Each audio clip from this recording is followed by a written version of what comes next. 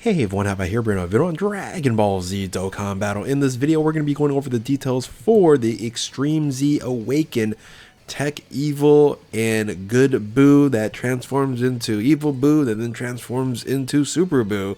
So with that, if you're new to my channel, like, subscribe, comment below, do all that good stuff. Let's go ahead and dive right in. So this information dropped early last night, or early in the morning last night, so of course I was fast asleep, but I figured I'd give you my thoughts and go over the details here. So this is going to drop basically tomorrow morning, or basically tonight, however you want to call it. It's going to happen at 1 o'clock a.m. Pacific Daylight Time, so check your local time zones. So 5 to Thursday, technically Thursday. It'll be basically late at night tonight from when I'm recording this video here, but this unit looks really impressive. And again, let's just go ahead and dive into the breakdown here, because if you look at the EZA Awakening and the EZA here, there's a lot of stuff that looks great, right? A lot of stuff that we really like about all this. So leader skill, of course, this makes a lot of sense. They're basically increasing this portion of the leader skill artificial life forms to 170%. Not a big deal, right? This is Majin power at 170%. There's a better Majin power leader in Android 21, so we'll talk about that in what you want to particularly use. You generally aren't going to use these EZA units, or possibly the LR, right? Buuhan is 180% for Majin power, so you might want to use that, but ultimately Android 21 actually has the best Majin power leader skill, so not very relevant there. But before EZA, right, so the super attack was just greatly raises attack for one turn, causes immense damage to enemy. After EZA, you're going to add greatly raises attack for one turn and then raises defense for one turn, so that's a nice little boost there, 30% boost there. Now, if you can see, there's not much going on in this unit prior to the EZA here. It just attack 100%, no defensive boost, and then reduces damage by 40%. Huge change here. Okay, passive skill here, key +3, attack and defense 150%. So you get that 150% defense, which is already huge, along with the 50% increase. Attack 50% when performing a super attack. Reduces damage by 40%, which you already have, but they added reduces damage received by an additional 30% when there is another Majin power category ally attacking the same turn, which is basically every single time, right? And on top of that, attacking the same turn, you get us also attack and defense 50% when there is no Majin power category enemy. Now, generally, of course, the current red zone, things of that nature, is going to have a Majin power enemy, but other events, like other red zones, this team is, or this unit of itself, is going to be a lot better. Attack defense additional 50% within the passive skill is a huge boost. So yeah, that is very good. Now this exchanges or basically transforms into Majin Buu Pure Evil when conditions are met, which is not much. It's just, you just have to wait till the third turn. So basically after the next rotation comes around, you will transform into Evil Buu. Now let's quickly talk about this unit here when it comes to the link skills, right? Because the link skills, if you're going to be running this with the current Majin Buu Good, right? If you're going to run with them, you're going to have, I think, pretty much all 7 link skills, right? So you have Majin, which gives you additional defense there, and attack, and key. Here's attack there. Here's additional recovered 3% HP, like if you need it. Additional 10% defense. You have your revival here, more HP boost. It's pretty incredible. This is like that any kind of regeneration team that you have in other games. This is it right here. I don't know if this team can die, generally speaking, with the amount of healing it does, and now this crazy tanky unit at 78% is very fitting for that Majin power team, and even a Majin Buu saga team as well. And there's no really huge restriction except for the Majin power. Again, you're generally going to run this unit with the Majin power. Now, as you move on, right, so we're going to move on here to the Evil Buu. So when we go on to the Evil Buu here, pre-EZA, again, not much here, but this unit gets even better, right? Greatly raises attack for 3 turns and then raises defense for 3 turns. So kind of a semi-stack that you're able to do once you transform into Evil Boo here, because you're going to still have this boost up when the rotation comes about. So if you are able to do 2 super attacks, you're going to actually get 30% and then another 30%, and then continue to try to double stack that every single rotation that you have. Your passive skill, you basically increase Ki plus 3 attack 200%. They did not raise the defensive percentage. They kept it at 150. Not sure why. Because maybe they have 70% here, and an additional 50% would have been too much, I guess. Attack and defense, plus you already have this as a double stack here anyway, but attack and defense, or sorry, attack 70% when performing a super attack, reduces damage by 40%, and then reduces damage again by 30% with Majin power category, 70% again. Attack and defense 50% with there's no Majin power category enemies, and then they say, I give you defense where we're just going to give you a great chance of stunning the enemy and a great chance of, or a high chance of evading enemies' attack. 70% damage mitigation and 50% chance to dodge is crazy strong defensively, right? Now, the amount of damage it can do, it still seems very good, especially if you're fighting not against a Majin power category enemy, because you get the 70% to attack, you get a double boost on the SA multiplier. So all in all, this is very, very powerful. Now, you do have a choice here, right? Oh, by the way, you do lose, you lose a couple of your links, so it changes a little bit.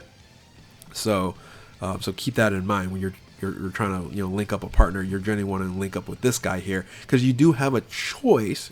You have a choice when you do want to transform into Super Boo. If you want to transform into Super Boo, it is an active skill, and you do kind of lose a little bit of defensive mechanic, but gets a really, really nice boost when it comes to offensive mechanics. So you're able to absorb good Majin Buu here, go to Super Boo, and then can be activated when 70% HP 70% more, which is most of the time here at the start of the 4th turn after the exchange.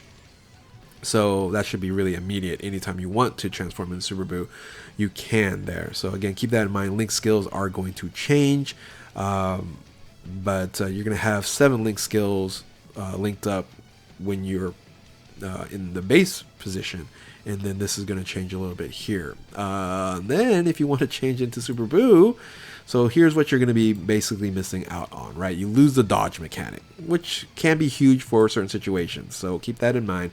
You lose the dodge mechanic. However, you get massively raises attack for 3 turns. So it's 100% SA boost. It can be double boosted if you double super attack. And then greatly raises defense for the 50% for 3 turns there.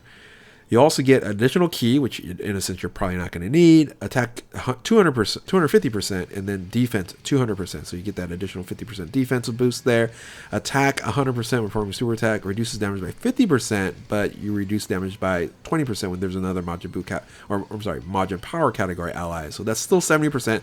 That's throughout the entire fight, which is really, really good. They could have maybe went like 80%, 70%, 60%, but I am absolutely okay with 70% across the board. And instead of having the dodge mechanic and the I lost my train of thought. The dodge mechanic and what was it before? The stunning mechanic, right? So dodge and stunning mechanic, you have the opportunity to gain an additional 50% to attack and a high chance of performing a critical hit. 25% per rainbow key sphere obtained. It would have been nice if we're able to change key spheres, right, to rainbow key spheres. That would have been cool. But if you get 2 rainbow key spheres, you're going to get a 50% chance of crit. If you get 3, which is less common, but still able to do that, you're going to have a 75% chance to crit there. And again, this kind of changes up again. So you just got to be, again, I'm not a huge fan of changing link skills throughout the fight here, but you just have to watch out for that. Like, when you are going to run this on main rotation, which you generally would on a Majin Power team, you want to make sure that it's going to be linking up fine with whoever you're going to be running with. It's going to be fine. It's going to be another Majin Buu anyway. So Super Buu or whatever it is, it should be fine. So that is, I think, a very, very good job. 70% damage mitigation across the board is going to age incredibly well, right? and on top of that, having an additional defensive boost up to 200% here, and then a double boost on 50%, and then another 50%. That's going to be absolutely amazing. So for sure, I would say additional attacks. Questionable on where you want to put the rest of it, right? Crit, if you're going to generally use this unit in this dynamic and have less attacking mechanics and better defensive mechanics, right? So you want to have some crit there. But if you're going to have up to 75% crit very easily with 3 rainbow key spheres and 100% with 4 rainbow key spheres, and you want a little bit more dodge mechanic here, you might want to do that. So I guess it will be up to you. But all in all, they did an incredible job here.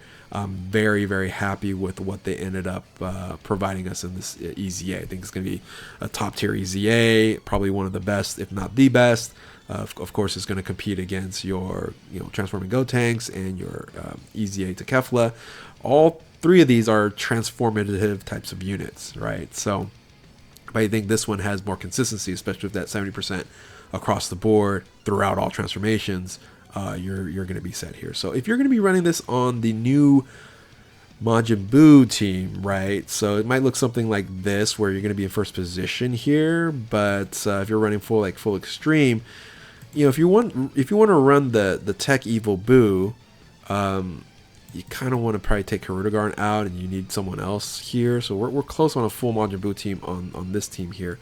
But actually, in reality, I think the team that you're going to run this the best on isn't this team here. It's actually going to be the Android 21 team. So the Android 21 team is really very interesting, right? It's very, very strong now, given the fact that this is a full Majin power, and then with power absorption, that's pretty much everyone on the list. And you can run Bulma on the team. Now, again, Bulma loses a lot of his luster when the 9-year anniversary starts, but on global right now, she's still an absolute dominant unit. And having this unit here being able to boost up on multiple turns for all allies, extreme or super class, is going to be hugely beneficial. And I'm thinking this team here, where you're looking at here, could be an entry point into the top 10, especially on global here.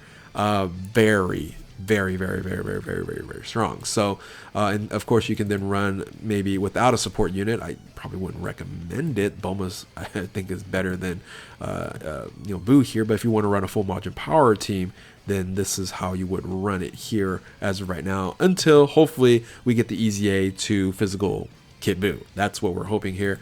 This one then becomes the dominant support unit. It has to support better than Bulma, though, so that's going to be interesting if they can do that.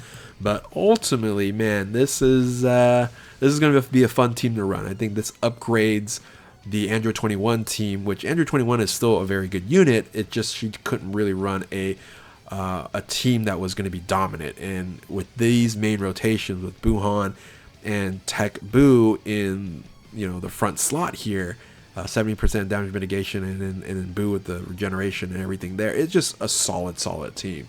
So of course you can definitely still run it on a Buu team here, but I like this team more. So anyway, hopefully you guys enjoy this video here. Let me know what you guys think. Is this the top EZA now for TURs in the game? Let me know in the comment section below. And if you're new to my channel, like, subscribe, do all that good stuff. Thank you all for watching. Keep on Dokkaning. We'll catch you next time. Later.